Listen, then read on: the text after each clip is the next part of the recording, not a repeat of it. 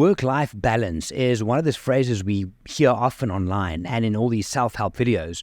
But the reality is, before you can have a work-life balance, you need to have a work and a life, and then you can create balance. Now, for me, there's three elements to this. There is work and your career. Then there's relationships. Those are the people closest to you. It could be husband, wife, girlfriend, boyfriend, someone you live with, your parents, your kids, the really close people. And then there's your own personal health and wellness and goals. Now, if you were to look at those as a triangle, right? So on the one corner, you've got your own health and wellness. On the other corner, you have your relationships. And in the third corner of the triangle, you have your career and work. At any given point in time, if you want to be fair about it, you can only commit to something big on one of those points. Now, if we balance our triangle so that it stands upright, and at the top, for example, I have myself, personal health and wellness. Let's say I want to run a marathon. So I'm at the top because it needs to be supported by the other two. So, for example, what I'm saying is, if I'm going to run a marathon, I'm going to have to go to my partner and the people closest to me and say, listen, guys, I'm not going to be able to spend late nights with you. I am going to be out on the road very early. So I am going to have to, and I don't mean this in the worst way, compromise a little bit of the relationship in order to pay attention to my own goals, right? I have to go to work and say to the people at work, listen, I'm not going to be in at 7, I might be in at 9 because I have to put the distance in.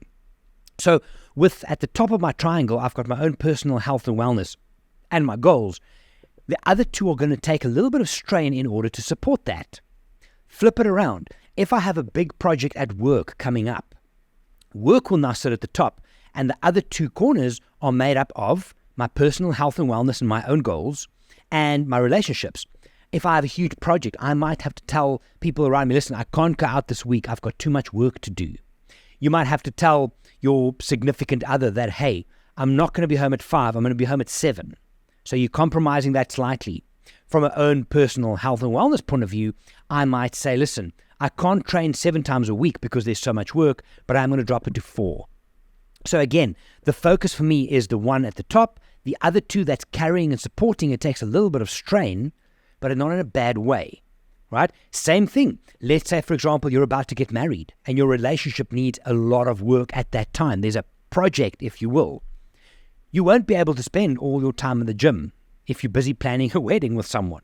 And at work, they might need to understand I need to go at 12 in order to go and look at the flowers or the cake or whatever the case is.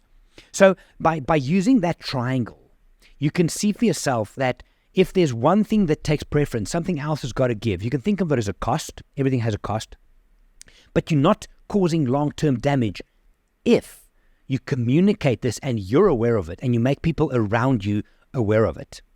So now I was speaking to one of my clients last week and he's going into a stage where he's got a lot of work for the next 3 weeks, which means his triangle is going to stand up. Work is at the top, being supported, slight compromise, slight strain on his own health and wellness and goals and on relationships. That's fine. If you make peace with that and you understand that's my next 3 weeks, that's what I have to do, that's cool. Now, here's the kick.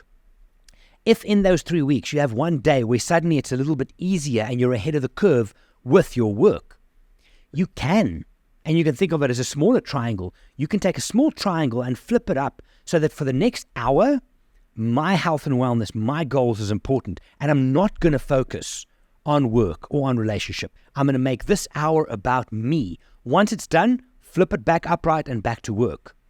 When you start clarifying things like this, when you understand what you're paying attention to, it's going to take away the anxiety of, oh my God, I've got too much to do. I don't know, I've got to finish this project. My significant other is wanting all my attention. I'm not getting to the gym. I'm anxious. Break it down. Decide. And there's a season. These things change. Yes, there's the small triangles which changes day by day. Like this morning from 5 to 6, my triangle was health and wellness on top. I'm going to go rucking, and that's it. For now, I'm at the office. I've tilted that small triangle that I'm going to focus on work. I'm not going to focus on my own goals or my relationships right now. But if you have something, a long-term goal, and it's golden to have. I spoke to one of our staff members this morning. You have to have those long-term goals in order to pull you forward, to push your motivation, to drive you. The closer you get to that, the more you have to execute it. You have to understand that the other 2 points of your triangle, so if health and wellness is at top, relationships and work might take some strain because they're carrying the one at the top. I find that analogy, that metaphor, very handy from a triangle point of view, that at any given point in time, if I have to put big work in today, make peace with it and say, I choose to focus on work now. And I understand that the other two will take a little bit of strain, but in the future, that triangle is going to flip. The idea of having control of what you do, or control of your actions, and control of the choices that you're making, it does a lot for your mental health and for anxiety and for depression and things like that. It's when you feel that you're out of control and you have no control and you're just going, that's where helplessness kicks in. And you just think, oh man, I just don't know. I mean, I'll work a little bit when I can, and maybe I'll go on a date night, and if I get to the gym, I do. Helplessness kicks in. Helplessness then speaks to depression going down. And if you're going through your days and you haven't clarified for yourself what your real focus is in this micro moment and in the macro moment of a project you're working on, anxiety, because now you have to make choices. But you don't know what, because you don't know what's important. Use the triangle. Think for yourself, for the rest of this year, where's your focus? Maybe for me, I've got 2 weeks of work left and then I'm going to Iceland to host a trip. So when I'm in the office for the next 2 weeks, my triangle's probably sitting with work on top, and then with my physical health and wellness, or physical goals, and my relationships at the bottom taking strain. But the top is not too heavy, so there's not too much strain. When I get into the new year, my white whale's coming closer where I need to do a lot of training. Then I will flip my triangle with physical training and preparation on top. My relationships and my work, I will need to have conversations and plan accordingly. But it makes sense.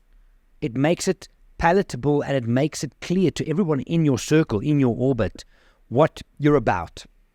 It's the lack of communication of what your focus is that causes the stress with the people closest to you. I hope that helps. Look at your own triangle, see what's on top now, and understand that it is going to place a strain or compromise the other ones. Not always in a bad way, as long as you communicate it. Have a great week, guys. I will chat to you next week. Bye for now.